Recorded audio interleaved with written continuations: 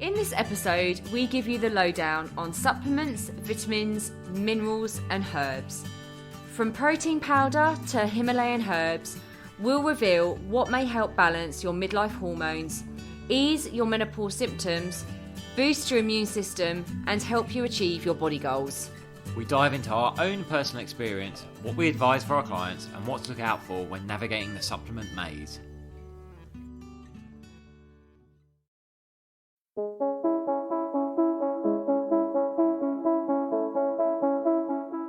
Hi, I'm James Davis. And I'm Claire Davis. We're the Midlife Mentors, here to lift the lid on how to achieve health and happiness. The balanced, no-nonsense way.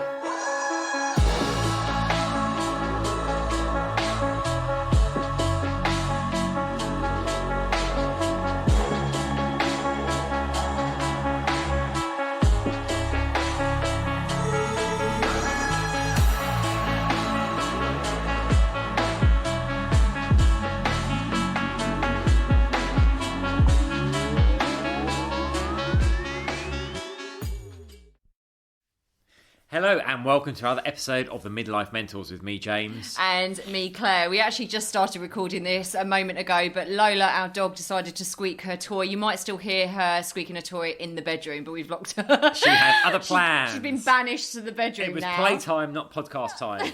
But it is podcast time, and we're so glad you're here. And this week we are talking about a subject we get asked about a lot, which is supplements. So we're going to be diving into those. Yeah, we are.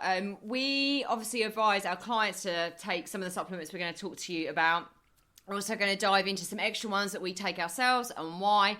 But the most important thing to say is please consult your physician, your GP, before just willy-nilly going and taking the supplements we suggest here. We want to be really, really careful about saying that. But at the same time, we want to be able to give you this information because a lot of people ask about it. Exactly that. I mean, the supplement industry is a $1 billion industry. There is some great stuff out there. There's also a lot of shockers, shocking, hokey stuff out there. So we're telling you, what like Claire said, what we take, what works for our clients, and what to avoid as well. Why we do it, why we take it. Before we get into that, what have we been up to, Claire? We've done a photo shoot this morning. Oh, we have done a photo shoot with a lovely Constance who did our wedding photography I'm going to really put myself on the spot now, 4 years ago? Oh my goodness. 4. Anyway, let's smooth over that one, skip over it. So we had the lovely Constance. We flew her out to Ibiza to do a shoot. She's that good. About 2 years ago, and we needed to update some of our photography, so she came over this morning to London, but it was absolutely tipping it down. We were going to go to Hampstead Heath in the sunshine, but the weather had other ideas, so we had a lot of shots inside. Yeah, it was a lot of fun though. The other thing is, I ran my Rise Midlife Men's Challenge last week, and I was blown away by the feedback from it. The guys that were part of that took such a lot away from it, and some of them are now working with me. It was just an amazing experience, actually. So I will definitely be repeating that. I'm not sure when, but I will be, because I saw how powerful it was for the guys that got involved with it. And we have finally we've got a new car. We took a new car. We've got a new car, which was amazing, but very sad that we had to say goodbye to the car that I've had for 10 years. Her name was Lucy. And she's gone now, so we've got a new car, which feels weird. It's like, oh my goodness, we don't have to just put CDs in a CD player anymore. It's actually got Bluetooth. Yeah, not that we can go anywhere because there is a fuel shortage in the UK and all the petrol stations are empty. So hey ho. Yeah, exactly. And then we're getting prepared for in about 4 weeks at the end of this month. We are heading off back to Marbella again, aren't we? We are. That's very exciting. I can't wait. So we'll be doing these podcasts from a bit more sunshine than we've got now here in London. Well, let's hope so. Hope so, yes. Fingers crossed. Anyway, Let's get on with supplements. Okay, so we're going to break this into different sections. The first one is around supplementation, so I guess for what we call body composition, so getting your results when you're training. Of course, our favourite, protein. And protein powders. People ask, should I get powder? Should I get the bottles of shakes already done? Should I eat bars? I'm like, look, powders just give you versatility. You're more in control of your portion, but you can use a scoop to decide how much you're going to have, and you can mix it, with water if you want to be light, or with milk if you want it creamier and you want more calories in it if you're really looking to pack on size. bars and ready-made shakes are sometimes a good alternative if you're out and about and and you just can't catch up. They are, but I'd always I tell my clients keep some protein with you in a little bag so you can mix up a shake if you get hungry. Yeah, we're not going to dive into the whole bars thing, but I do try and ask our clients not to go for the protein bars if they have got protein powder instead, just because there's lots of other things in bars, there can be quite a lot of sugar as well, and like James said, you can really manage your portion control with the powder a lot better than the bars. So protein, there's lots of different kinds out there. We're going to focus you want to look at your whey protein first of all. So whey is obviously a product from milk, and there's two main types of whey protein. You have whey isolate and whey concentrate. Now, I don't want to get you too hung up on this actually. If you go for a decent brand, but both of those will be sufficiently low in lactose that even if you're dairy intolerant, you won't have an issue with them. They should be low in fat, low in sugar, and of course high in protein content. I'll come back to sugar in a minute. The main difference between them, whey isolate, is basically more processed, so there is a greater concentration of protein in it. It tends to be lower in fat and lower in sugars, but some of the other nutrients are stripped out. Concentrate is generally a little bit cheaper than isolate. It's still high. So isolate will have around 90% protein content. Concentrate 80 to 85% protein content. It'll have a little bit more fat and sugar, but still really, really low. So what I'll tend to do in the mornings when I'm training, I'll use concentrate because I know I'm getting all the extra nutritional elements I need, and then later on in the day, I might have isolate, just so I know it is lower in those sugars, which is carbohydrate and the fats. And some of you ladies listening to this might be thinking, what does Claire have? So I will have a scoop in the morning. So I have a scoop of the concentrate in the morning in my power smoothie, which we just put out on social media. Actually, I did a little video of what I put into our power smoothies. But I have that. And that's actually the only protein powder I normally really have during the day, unless I am looking to build a bit of size actually. So yes, I do sometimes look to build a bit of muscle and bulk up a little bit, so I might have an extra scoop in the day, or if I just want to stave off with a bit of hunger, I might have a scoop of protein powder with some water. But generally it's just one scoop a day because I get quite a lot of protein from my food, which is essentially what we should be doing.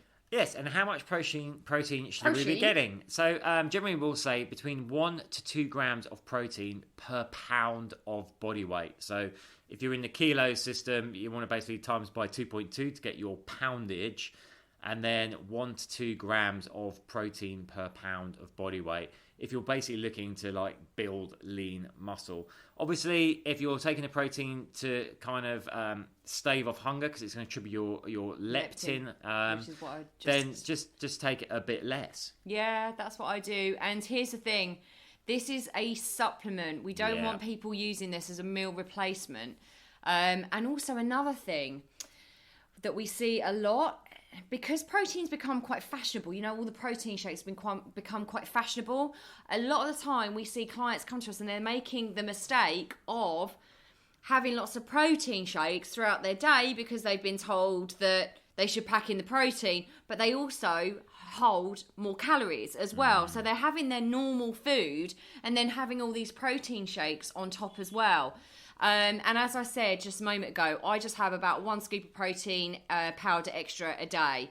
And it's a supplement. It is not a meal replacement. Very good point there. When you're having these shakes, remember it must fit into your calorie target. See, a lot of people that are on a weight loss protocol and they're just smashing in protein shakes because some trainers told them to, or they've seen other people and they're thinking, I just need to keep drinking protein shakes. Of course, they have calories as well. If your calorie target is 1,800 calories and that's what you're eating, but you're smashing in 5 protein shakes a day, guess what? You're not going to lose the body fat. So just make sure you are fitting into your calorie profile when you're taking these things as well. And I'm not going to say the name, but there are lots of multi-level marketing companies that do offer these shakes.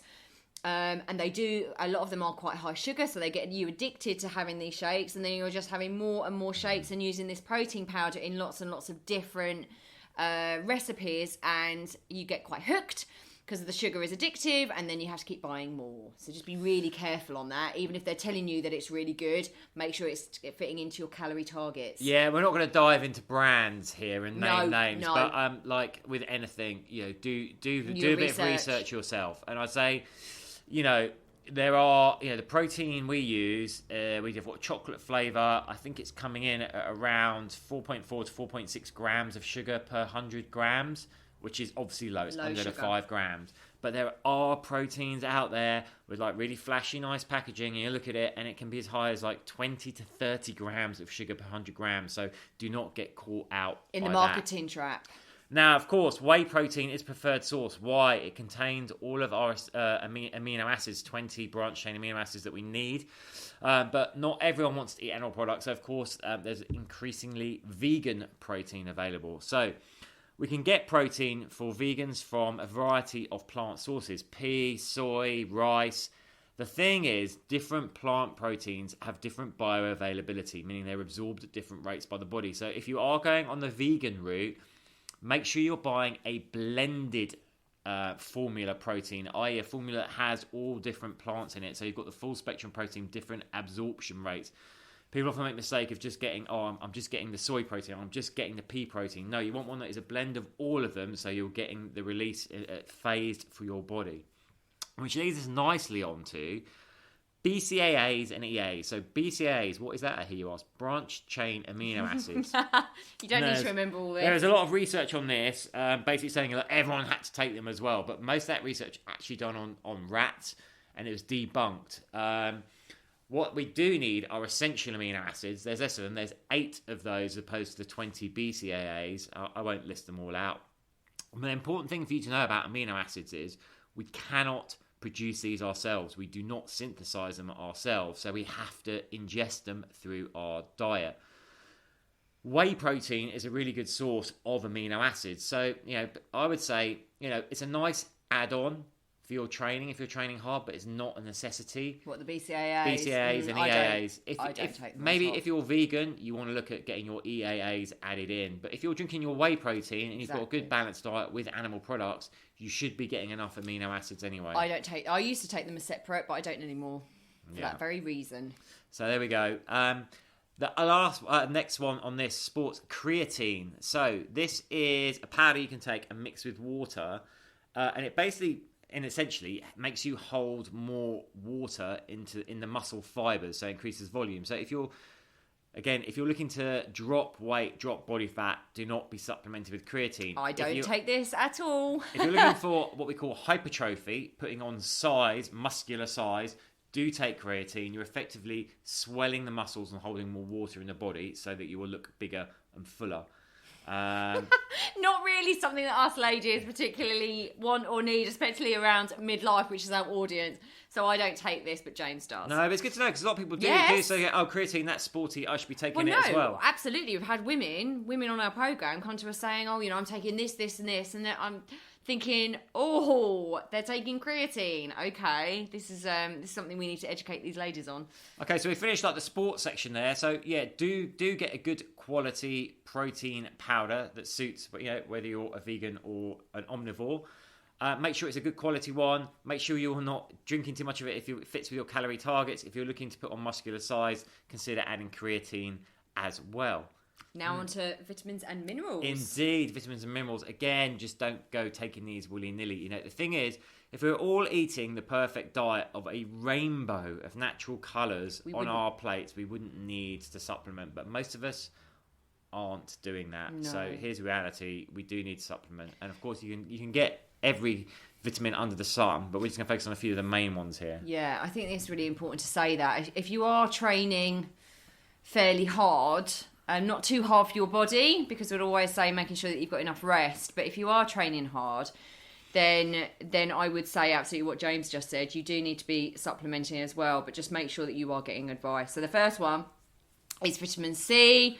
Vitamin C is actually water soluble, so it flushes out of the body. So actually, you can't really take too much of this. No, it's the one you can't overdose on vitamin C. You can't overdose on vitamin C. So if we're feeling a bit under the weather, or we might have a cold coming, actually, because it's water soluble and flushes out the body, we'll actually take 2 vitamin C tablets in a day rather than just one, to boost that immune system, because it is excellent for the immune system and for recovery, especially muscular recovery as well. Yeah, it is.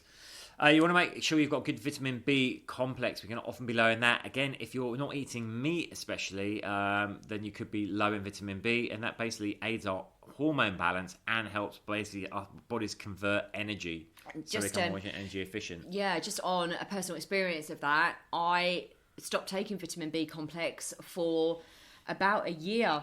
Actually, I didn't take it when I first moved over to Ibiza, and I really found a difference when I started supplementing with that vitamin B complex again. I really did feel the energy lift and my hormones balance a little bit more. James might disagree about my hormones, but were they balanced, James, after vitamin D? Vitamin arguably better. We're going to come on to one now that's not actually a vitamin. No. It's actually a steroid hormone, which sounds scary, but it's really not. People might not know this. Yeah, so vitamin D, we actually synthesize ourselves. This is the one vitamin I said that you don't get it through your diet. You synthesize it through exposure to sunlight. But of course, if we live in this northern hemisphere, when the winter months comes, we may not get enough vitamin D because we're not getting enough sun on our skin. Plays a massive role in our immune system. So, you want to be taking this ideally in the winter months, especially if you're not getting sunlight. And again, if I'm feeling run down, I'll just take a little bit more vitamin D. Yeah, absolutely. And also, we do take a complete multivitamin complex as well, just to ensure everything is in place. And we also take magnesium and zinc. Magnesium, for me, made a massive difference. Again, so it sounds crazy, but I actually ran out of magnesium about 2 weeks ago. So this is a real life story going on for me right now. Real life story. I actually feel not having taken magnesium for a couple of weeks, because we've just got caught up and forgotten to actually order some more from the place we order it from. I genuinely feel like my body is aching a lot more. Yeah, well, magnesium plays a role in your muscular recovery. It helps you feel less sore. If you take it in the evenings, it can actually help with sleep. Help you sleep better. You can take it as helps an with oil. things like restless legs. You can get it in, or as I say, oil formulation, rub it straight into the muscles as well. Zinc is another one for recovery. And here's the thing, magnesium and zinc together play a role in testosterone production. So for the guys out there, you want to make sure you've got magnesium and zinc for testosterone production as well. And for us. And for us, exactly. The other one we take is omega-3. So, of course, we should be eating our oily fish like 2 to 3 times a week. But again, most of us aren't. But you're looking for the active ingredients in this. So you want to look for something called EPA and DHA. So a lot of like the cheaper ones won't have high concentrations of this. You want to look for ones that have got high concentrations of EPA and DHA. See, omega-3s is essential fatty acid. So it's what we call a healthy fat. It plays a role in cellular fluidity, supports our central nervous system, actually helps us metabolize our body fat, helps our joints, helps our heart health. So, yeah, omega-3s are definitely on my take list. And mine.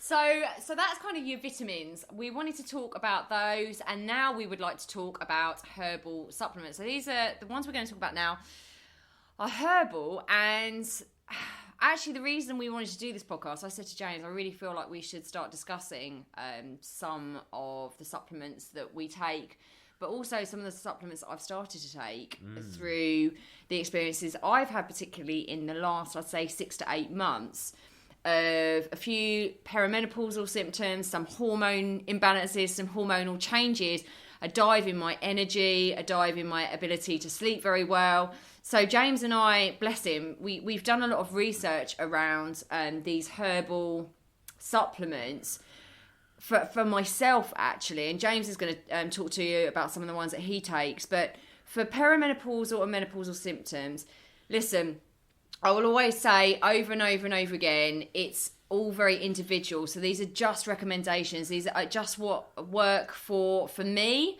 I have seen a difference. I have noticed a difference, but also I've suggested them to some of my perimenopausal and menopausal my female clients, and it's working on some of them. And again, it's not necessarily working on others. So just take what you want and leave the rest, basically. But we're going to go through some of these. I was just saying that before you dive into these, do a bit more research yourself. But also, a lot of us, we can get caught in this thing of like taking these things and going after a few days, going, it's not working.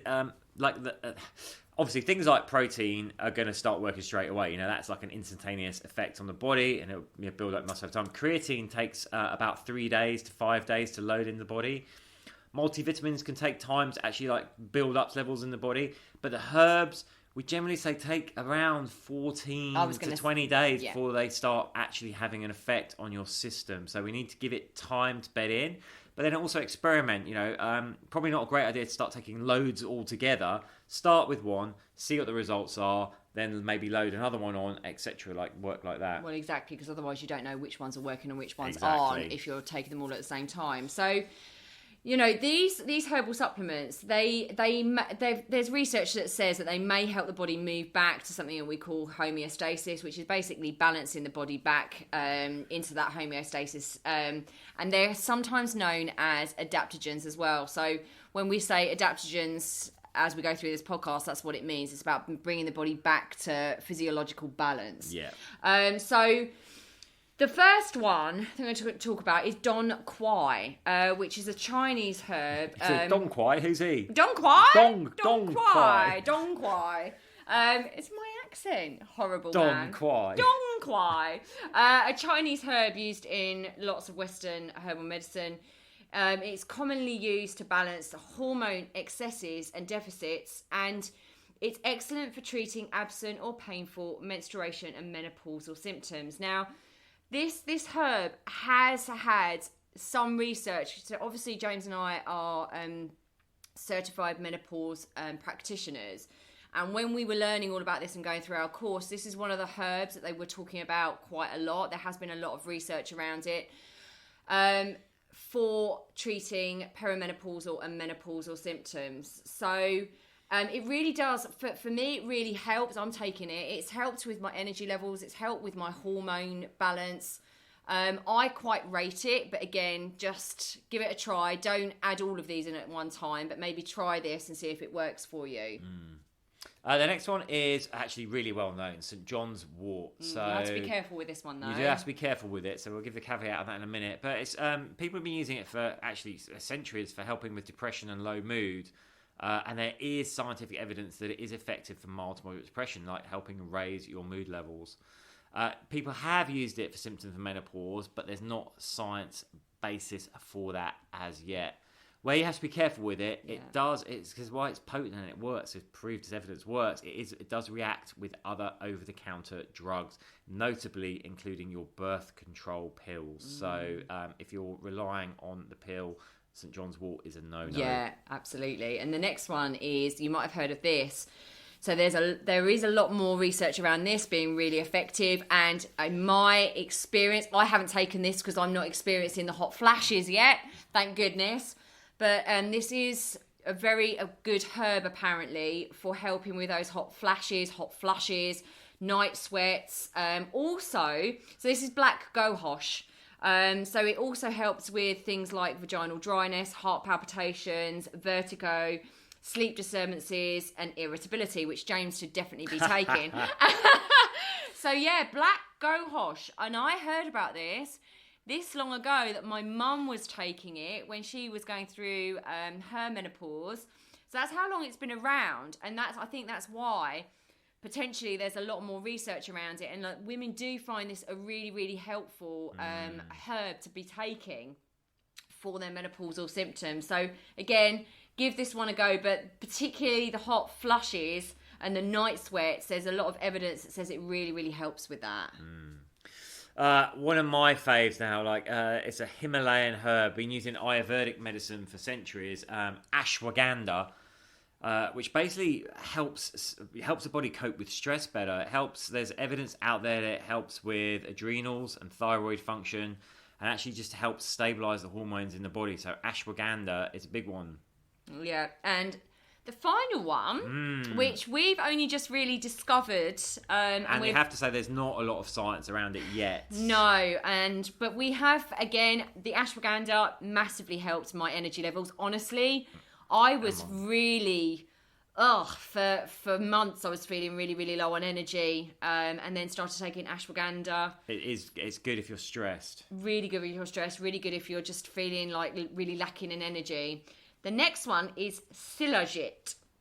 Again, what James just alluded to is true. There's not a lot of science-based evidence about how effective this is. Again, we found it helpful for us, and it can help the body's resistance to stress. It can also boost libido and increase energy. So that's what that one's there for. Combined with the ashwagandha, we found that's really helped us.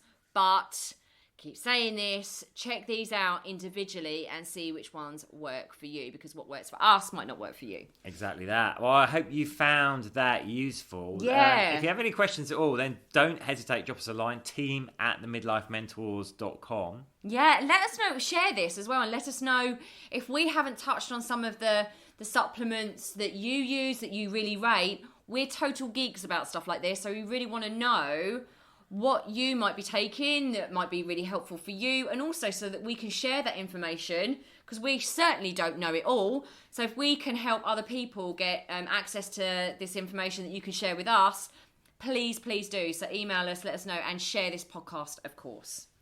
Well, that is it. That's it. Thank That's you very a much wrap. for listening. Sending you lots of love. Lots Take of love. care. Bye. Bye.